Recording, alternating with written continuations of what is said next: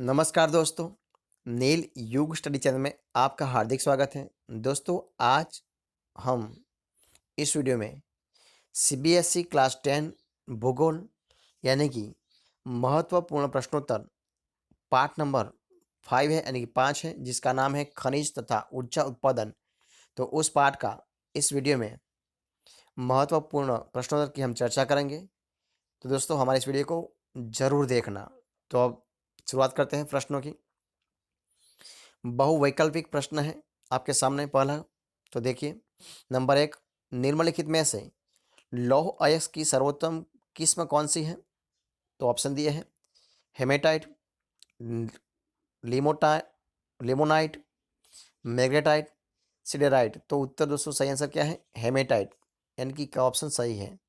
दूसरा सवाल, चूना पत्थर निम्नलिखित उद्योगों में से किस एक उद्योग का आधारभूत कच्चा माल है? तो वह है लोहा, इस्पात उद्योग, उर्वरक, सीमेंट उद्योग और मोटर गाड़ी। तो देखिए, ग इसमें सही आंसर है।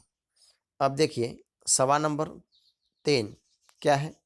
निम्नलिखित खनिजों में से जीवाश्म ईंधन कौन सा है? एक बेरियम, ख कोयला, डी जिरकॉन, ग यूरेनियम। तो उनका सही आंसर है कोयला। नंबर 4 प्रश्न, उड़ीसा निम्नलिखित खनिजों में से किसका अग्रणी उत्पादक है? तांबा, लोहयस्क, मैंगनीज और उर्वरक। तो उनका सही आंसर है तांबा। सवाल नंबर 5, निम्नलिखित में से कौन सा खनिज ब्लीचिंग पाउडर, पेंट, कीटनाशक बनाने में उपयोग होता है? तो मैंगनीज, बॉक्साइट, चूना पत्थर या जिंक। तो वो होता है मैंगनीज, यानी कि ऑप्शन नंबर क सही है। अब देखिए सवाल नंबर 6, निम्नलिखित में से कौन सा खनिज सबसे कठोर है? तो लोहा, सिलगाड़ी, बॉक्साइट और हीरा। तो दोस्तों सही आंसर है हीरा। अब देखिए सवाल नंबर 7, निम्नलिखित में से कौन सा खनिज महासागरीय जल से प्राप्त किया जाता है? एल्यूमिनियम, सल्फर, मैग्नीशियम और हीरा। तो उनका सही आंसर है मैग्नीशियम। सवाल नंबर 8, मयूरभंज और क्योंझर लोएस की खाने कहाँ स्थित हैं? तो छत्तीसगढ़, महाराष्ट्र, कर्नाटक, उड़ीसा। दोस्तों कहाँ पर है? तो उनका सही आंसर क्या है? तो वो है उड़ीसा में। कहाँ पर है? उड़ीसा में। अब देखिए सवाल नंबर 9 यानी कि 9, खनिज का नाम बताइए जिसका भारत विश्व में सबसे बड़ा उत्पादक है। तो लोहा, अभ्रक, कोयला, एल्यूमिनियम। तो वो है अभ्रक। अब देखिए दोस्तों, एक अंक वाले सवाल। प्रश्न 1, अवसादी चट्टानों में खनिज किस प्रकार मिलते हैं? तो अवसादी चट्टानों में खनिज परतों या संस्तरों में पाए जाते हैं। दूसरा सवाल, लो अयस्क की सर्वोत्तम किस्म कौन सी है? तो वो है मैग्नेटाइट और 70% लौह पाया जाता है। सवाल नंबर 3, मैग्नीज का उपयोग क्या क्या बनाने में किया जाता है? तो इस्पात, ब्लीचिंग पाउडर, कीटनाशक दवाएं और पेंट बनाने में पाया जाता है।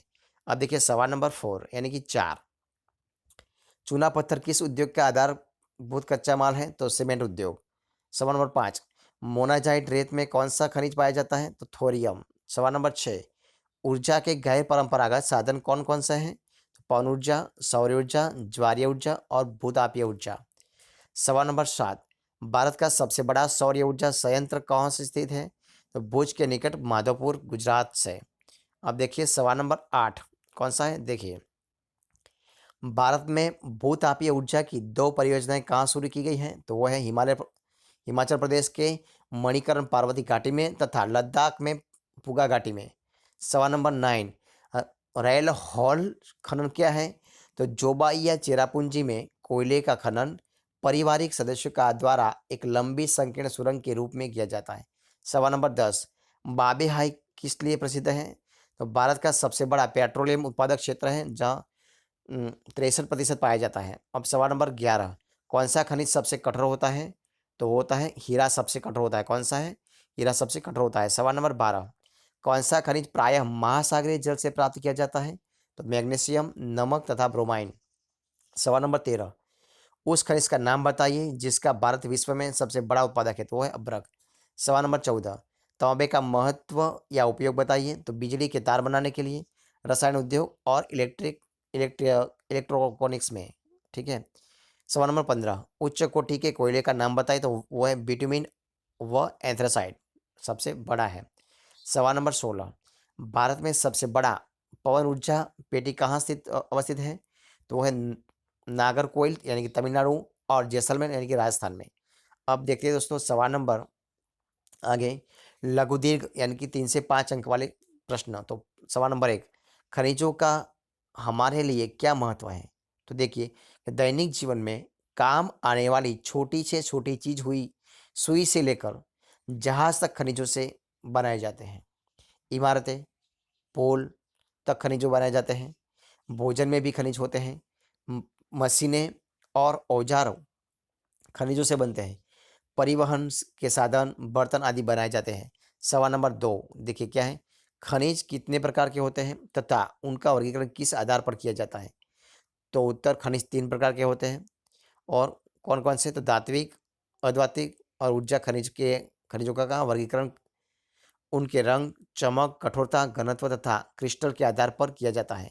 अब देखिए सवाल नंबर 3, आग्नेय और कायांतरी चट्टानों में खनिजों का निर्माण कैसे होता है? तो आग्नेय और कायांतरी चट्टानों में खनिज दरारों, जोड़ों, ब्रंशों व विदरों में मिलती हैं। छोटे जमाव सिराओं के रूप में तथा बड़े जमाव परत के रूप में पाए जाते हैं। जब ये तरल या गैसीय अवस्था में दरारों के सहारों भूपोष की ओर धकेले जाते हैं, ऊपर आते हुए ये ठंडे होकर जम जाते हैं।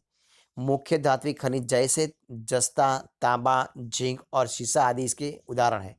अब देखिए दोस्तों सवाल नंबर 4 देखिए क्या है, लौह और अलौह खनिज में अंतर स्पष्ट कीजिए। उत्तर देखिए लौह और अलौह में, तो देखिए उनके अंतर। तो देखिए लौह है जिनमें लौह का अंश होता है और जिनमें लौह का अंश नहीं होता है। दूसरा लौह अयस्क मैंगनीज, निकल और कोबाल्ट आदि है। और तौबा, शीशा, जस्ता और बॉक्साइट आदि है। अब देखिए सवाल नंबर 5, लौह अयस्क की 3 प्रमुख पेटियों का उल्लेख कीजिए। तो उत्तर देखिए नंबर 1 उड़ीसा झारखंड पेटी, महाराष्ट्र गोवा पेटी, बेलारू तो चित्रदुर्ग चिकम चिकमगलूर तुमकुर पेटी। अब देखिए दुर्ग तो बस्तर चंद्रपुर पेटी। सवाल नंबर 6, अभ्रक किस रूप में पाया जाता है? भारत में इसके निक्षेपों के प्रमुख क्षेत्रों का उल्लेख कीजिए। अभ्रक के मुख्य उपयोग क्या वो भी बताइए। तो देखिए दोस्तों उनका आंसर है अभ्रक प्लेटों या पर्वतों के रूप में पाया जाता है। अभ्रक के निक्षेप तो नंबर एक छोटा नागपुर पठार के उत्तरी पठार किनारों पर। दूसरा बिहार तो झारखंड की कोरडमा, गया, हजारीबाग पेटी में। नंबर 3 राजस्थान में अजमेर के पास। और नंबर 4 आंध्र की नेल्लोर पेटी में। अभ्रक विद्युत और इलेक्ट्रॉनिक उद्योग में प्रयोग किया जाता है। अब देखिए सवाल नंबर 7, भारत में गैस परिवहन की धमनी कही जाने वाली पाइपलाइन का नाम लिखिए और प्राकृतिक गैस के 2 प्रमुख प्रयोक्ताओं का नाम लिखिए। तो दोस्तों देखिए आंसर है 1700 किलोमीटर लंबी Hazira Vijaypur Jagdishpur gas pipeline Mumbai high और बसिन को पश्चिमी व उत्तरी भारत के उर्वरक, विद्युत व अन्य औद्योगिक क्षेत्र में से जोड़ती है। ऊर्जा और उर्वरक उद्योग प्राकृतिक गैस के प्रमुख प्रयोक्ता है। तरल ईंधन एन सीएनजी और संपीड़ित प्राकृतिक गैस का प्रयोग गाड़ियों में किया जा रहा है। सवाल नंबर 8, भारत में सौर ऊर्जा का भविष्य उज्जवल है क्यों? तो देखिए भारत एक उष्णकटिबंधीय देश है, प्रदूषण रहित है, करणीय स्रोत है, निम्न वर्ग के लोग आसानी से इसका लाभ उठा सकते हैं। अब देखिए सवाल नंबर 9, तापीय और जल विद्युत ऊर्जा में अंतर स्पष्ट कीजिए। तो देखिए तापीय विद्युत और जल विद्युत ऊर्जा तो नंबर 1 तापीय विद्युत, यह विद्युत कोयले, पेट्रोलियम और प्राकृतिक गैस के प्रयोग से पैदा की जाती है। और जल विद्युत ऊर्जा गिरते हुए जल की शक्ति का प्रयोग कर को टरबाइन को चलाने से होते हैं। दूसरा यह प्रदूषण युक्त है और यह प्रदूषण रहित है, स्थानीय स्रोत नहीं है और यह स्थानीय स्रोत है। अब देखिए सवाल नंबर 10, मुंबई हाई क्यों प्रसिद्ध है? देश की अर्थव्यवस्था में उसका क्या स्थान है? तो मुंबई के पास खनिज तेल के जिस अपतट अपतटीय क्षेत्र का पता चल रहा है उसे मुंबई हाई कहते हैं। भारत में कुल पेट्रोलियम उत्पादन का 63% भाग मुंबई हाई से प्राप्त होता है। विदेशी मुद्रा की बचत है। सवाल नंबर 11 देखिए क्या है, खनन उद्योग को घातक उद्योग क्यों कहा गया है? तो उनका आंसर देखिए इस उद्योग से श्रमिकों के स्वास्थ्य और पर्यावरण पर बहुत खराब प्रभाव पड़ता है, इसलिए देखिए उनका मुद्दे क्या है। तो नंबर 1 लगातार धूल वह हानिकारक धुएं में सांस लेना पड़ता है। श्रमिकों को फेफड़ों से संबंधित बीमारियां हो जाती हैं। खदानों में पानी भर जाने या आग लग जाने से श्रमिकों में डर बना रहता है। नंबर 4, कई बार खदानों की छत के गिर जाने से उन्हें अपनी जान गंवानी पड़ती है। नंबर 5, खनन के कारण नदियों का जल प्रदूषित हो जाता है। नंबर 5, भूमि और मिट्टी का अपक्षय होता है। सवाल नंबर 12, हम ऊर्जा का संरक्षण किस प्रकार कर सकते हैं? तो देखिए उत्तर, जरूर न होने पर बिजली बंद कर देनी चाहिए। सार्वजनिक वाहन का उपयोग करना चाहिए। परंपरागत ऊर्जा के स्रोत सीमित हैं, इनका प्रयोग बड़े ध्यान से करना चाहिए। नवीनीकरण साधनों का प्रयोग करना चाहिए। विद्युत बचत करने वाले उपकरणों का प्रयोग करना चाहिए। अब सवाल नंबर 13, हमें खनिजों के संरक्षण की आवश्यकता क्यों है? इसके संरक्षण के उपाय बताइए। तो देखिए उनका उत्तर है नंबर 1, खनिज हमारे उद्योग और कृषि के आधार है। नंबर 2, नवीनीकरण योग्य नहीं है। नंबर 3, निक्षेपों की कुल मात्रा बहुत ही कम है। नंबर 3, इनके निर्माण में लाखों वर्ष लग जाते हैं। अब सवाल नंबर 14, खनिज हमारे जीवन के अभिन्न अंग है। इस कथन को उदाहरण सही समझाइए। तो देखिए दोस्तों, उनका सही आंसर क्या है? नंबर 1, खनिज हमारे जीवन के लिए अभिन्न अंग है, क्योंकि उनसे बहुत से उपयोग की वस्तुएं बनाई जाती हैं जो हमारे विकास के लिए आवश्यक है। जैसे नंबर 1, बर्तन, परिवहन साधन, भवन निर्माण और मशीनें। नंबर 3, भारत में खनिज भारत में ऊर्जा के विभिन्न साधन क्या है? उन खनिजों के नाम लिखो जो ऊर्जा के स्रोत हैं। तो कोयला, खनिज तेल, परमाणु ऊर्जा तथा विद्युत ऊर्जा के स्रोत हैं। प्राकृतिक गैस, जल विद्युत तथा सूर्य, वायु, ज्वार भाटा, बायोगैस, भूतापी ऊर्जा आदि शक्ति उनके साधन हैं। अब देखिए सवाल नंबर 16, भारत में सौर ऊर्जा का भविष्य उज्जवल है, क्यों? तो उनका आंसर है, भारत एक उष्णकटिबंधीय देश है।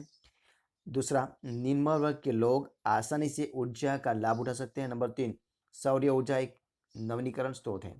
अब देखिए सवाल नंबर 17 क्या है? निम्न चार्ट का अध्ययन करें तथा दिए गए प्रश्न के उत्तर दें। नंबर अ, तो कौन सा राज्य लौह अयस्क का अग्रणी उत्पादक है? इसका कितना भाग है? तो कर्नाटक है और 26%। दूसरा, ब, राज्य में लौह वेटी का नाम बताइए। तो बेलारू, चित्रदुर्ग, चिकम चिकमगलूर, तुमकुरपेटी। नंबर 3, गोवा में कितने प्रतिशत लौह अयस्क का उत्पादन है? तो 17%। द, गोवा के किन किन राज्यों में लौह अयस्क पाया जाता है? तो कर्नाटक, उड़ीसा, छत्तीसगढ़ और गोवा झारखंड में। अब देखिए सवाल नंबर 18, ऐसा सोचने के कारण क्या है कि भारत में परमाणु ऊर्जा का महत्व दिनों दिन बढ़ता ही जाएगा? तो देखिए, भारत में बढ़िया कोयले, खनिज तेल की कमी है, इसीलिए जल विद्युत या परमाणु ऊर्जा पर निर्भरता बढ़ती है। दूसरा, जल विद्युत प्राप्त करना कठिन है, वह परमाणु शक्ति की महत्वपूर्ण भूमिका होती है। नंबर 3, परमाणु में भारत में परमाणु ऊर्जा का उपयोग कृषि कार्यों के लिए किया जाता है।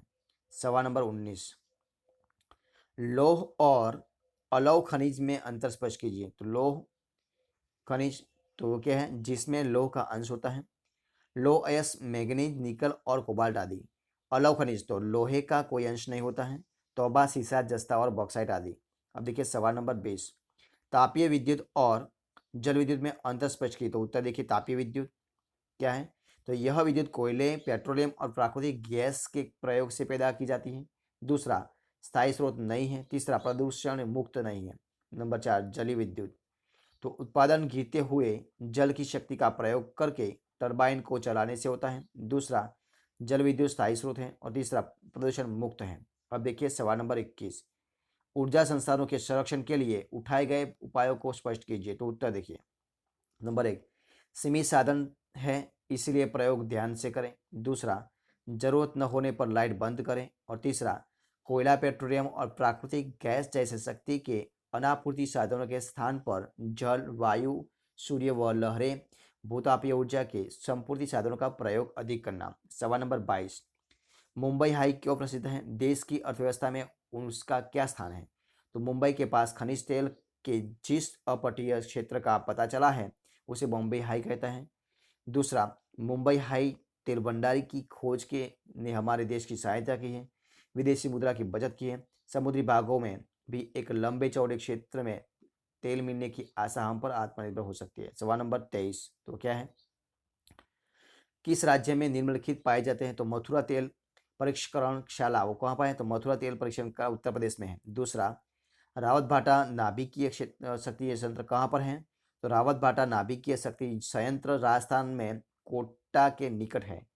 तीसरा, राउरकेला लौह और इस्पात केंद्र कहाँ पर है? तो राउरकेला लोहा और इस्पात केंद्र उड़ीसा में है।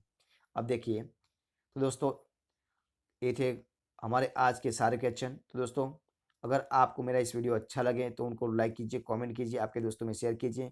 और लास्ट में दोस्तों, अब तक आपने हमारे चैनल को सब्सक्राइब नहीं किया है तो उनको सब्सक्राइब करना मत भूलें।